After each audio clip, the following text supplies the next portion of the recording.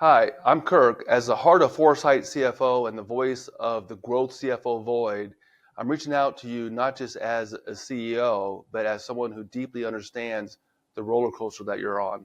Let's face it, business building is tough, right? At times we have self-doubt. Other times we're sacrificing what we care about, our families, going to events, hobbies, even how about health? How many times have I not gone to the gym because something is going on that needs my attention at work? So I understand the complexities that go into building a business. I've been doing the same, for decades. There's something about business building, from vision to follow through and outcomes and elevating people. I get it. A lot of us are attracted to it. The promise of financial freedom, freedom of time. So I see you. I see that there's financial uncertainties that cloud our day. The whirlwind. Sometimes we need a line of credit to cover the timing difference, but just can't get it for some reason. Banks keep saying no. So what if I told you that in this whirlwind, there's a path to freedom that you're searching for? It's these challenges and setbacks that led us to inventing the Growth CFO business building habits. So I want to share the 3 habits with you. 3 habits, right? The first one is engineering household income and profit with a 12-month rolling budget flight plan.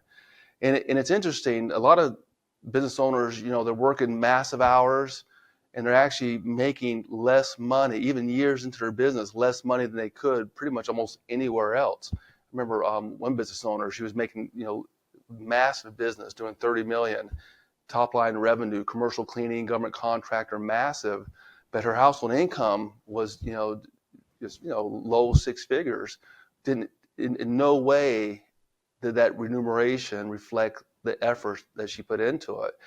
And, so that first habit is, start, don't make you getting paid last a way of doing business. Figure out the household income. What do you need to be good? What do you need to be really good where you're financially free? You got money for the expected and unexpected. And then we can talk about that succession, that second payday, where you got multi-generational development possibilities. So the first habit is engineer household income and profit with that 12-month rolling budget flight plan. And a lot of people, they think budget spreadsheets, immediately the energy is just draining out of their body.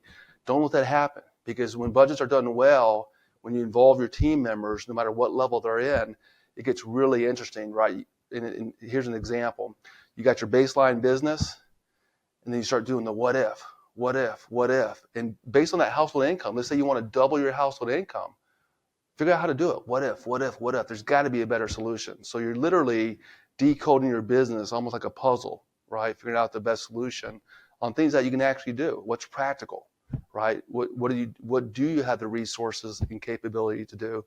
And if you involve your team members, your managers, your executives, whatever, this works for any size business, man, you just really unlock their creativity when they start taking ownership for their numbers and they figure out they can pull certain levers to open up the money, basically. The levers, it comes down to pricing. A lot of us entrepreneurs, we underprice ourselves in the marketplace, right? Because we want to throw a big net and get all the clients. Don't do that, right? Niche in to the people that you can do your best work for, whether it's a product, service, whether it's business customers, consumers.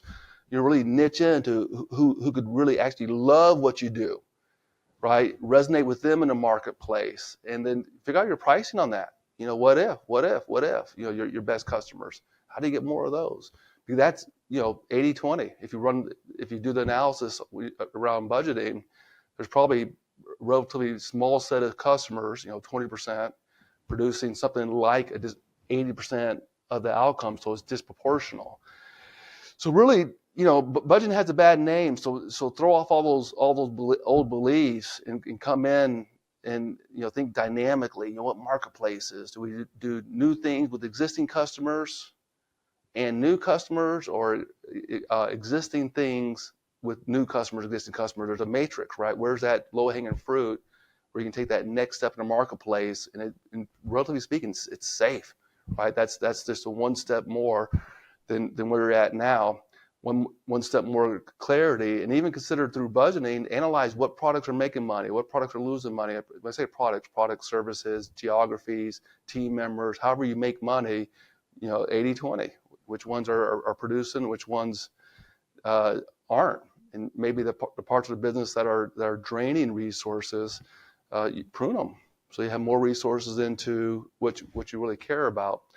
So that engineering household income and profitability, oh man, it's just almost invariably there, just a little bit of effort, a little bit of thought, a little bit of creativity, and it can that much closer to bringing your vision to life.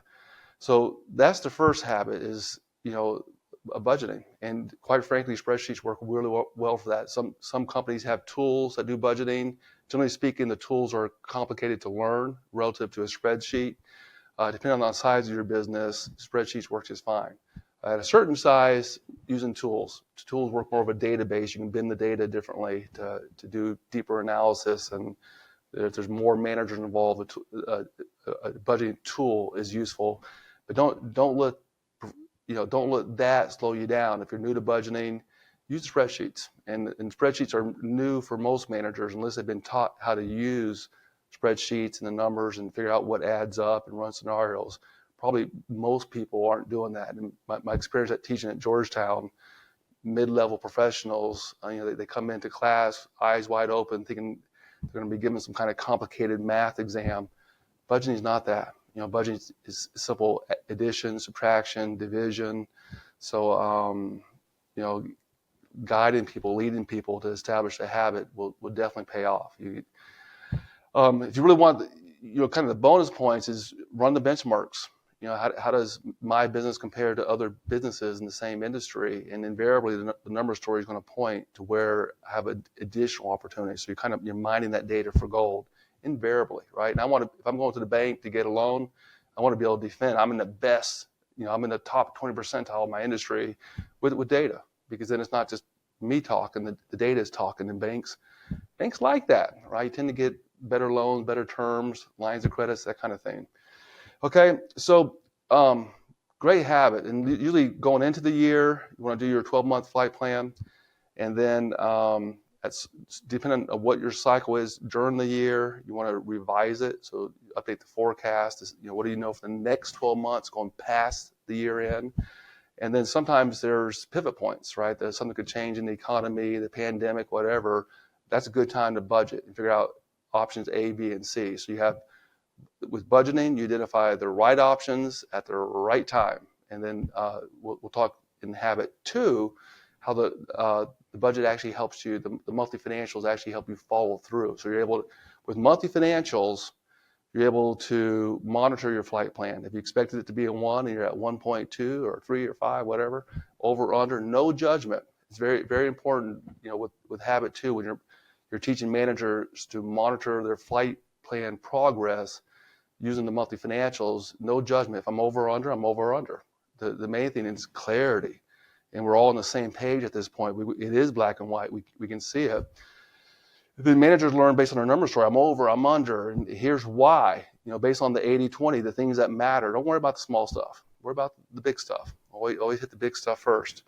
And with that number story, why am I over or under? Then managers and you can come up. Managers come up with recommendations, figure out what makes sense, approve it, do it, kind of stuff. So it's monthly financials, 12 checkpoints along your flight per year.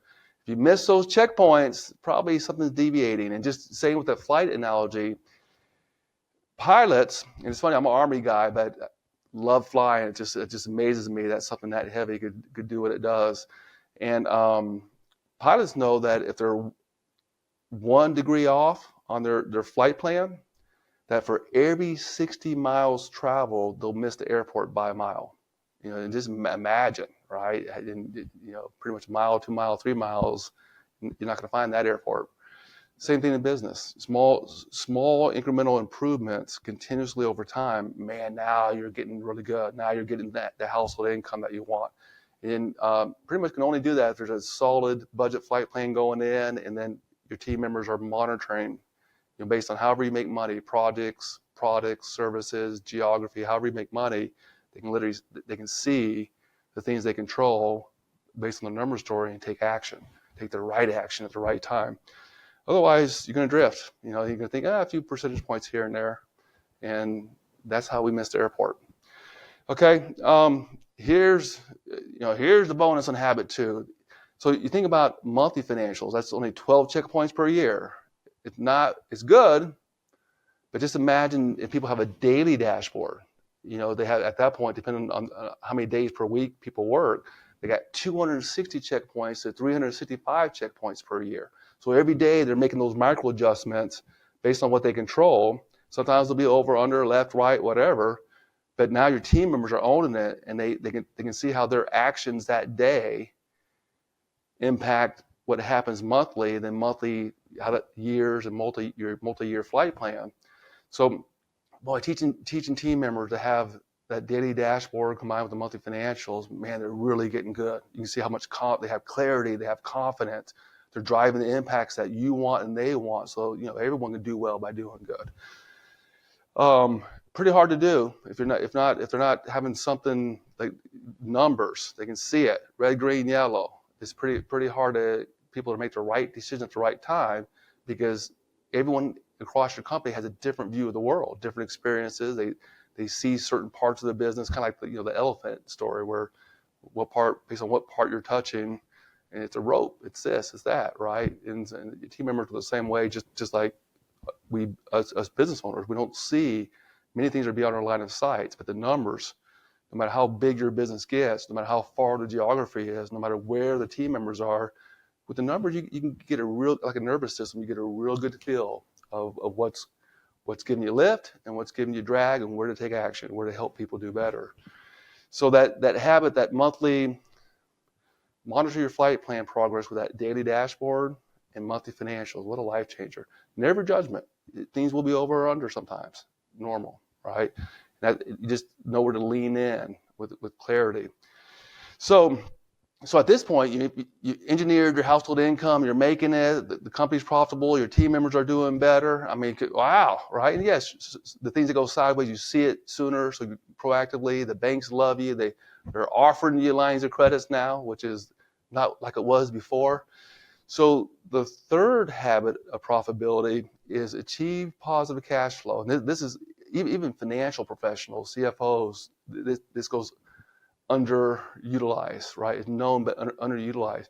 Measure the velocity of cash in your business. How fast, when we do work, are we prepaid? How fast we bill and collect money from clients? Sometimes going to clients or companies that I worked for over the years, and man, there's a gold mine of uncollected money, right? No wonder we have to get a bank loan. We're not collecting the money. There's one, Stephanie, that's not a real name, but a client, stressing, couldn't make payroll, right? Just literally sweating. And we go in and figure out, average day sales outstanding, how long is the money out there? It was 3 times greater than the industry average. So maybe we can improve our billing practices so they're accurate, and collection practices so it's no big deal. And in her case, she had inventory. There was some inventory that was coming and going, and there was some that was never going, and it didn't have the clearance practices. Just get rid of that stuff because it's tying up your working capital. Once we did thing 1 and 2, 2 things that were, quite frankly, took some effort and focus, but wasn't hard. It wasn't expensive to do. It wasn't painful to do. Freed up $470,000 of cash. And at that point, for her business, payroll just got easy, right? The cash is there. So you put in, if you measure, that habit 3, measuring the cash conversion cycle, picking 1 or 2 things that can be done, every 90-day sprint or across, 2 quarters.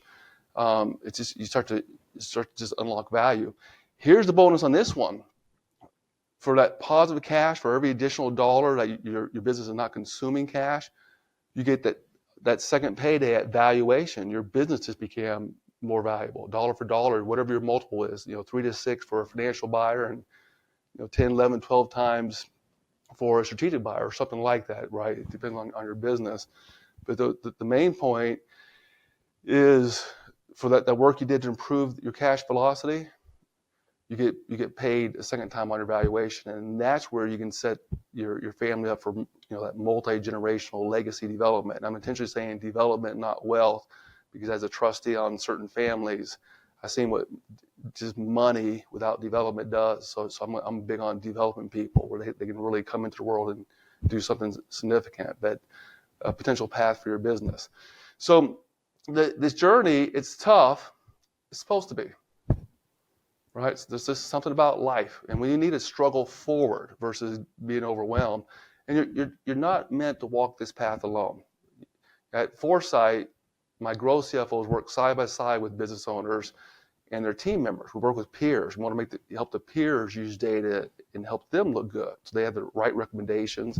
And the CFO can say, "Yeah, we got funding for that, and we know our follow through is going to be good." So right options, right decision at the right time, and really skilled follow through, right? With these 3 habits we're talking about. The 3 habits are the backbone to being able to take on obstacles in a business, like winning new customers and building out people capacity, proactively getting access to capital, those types of obstacles.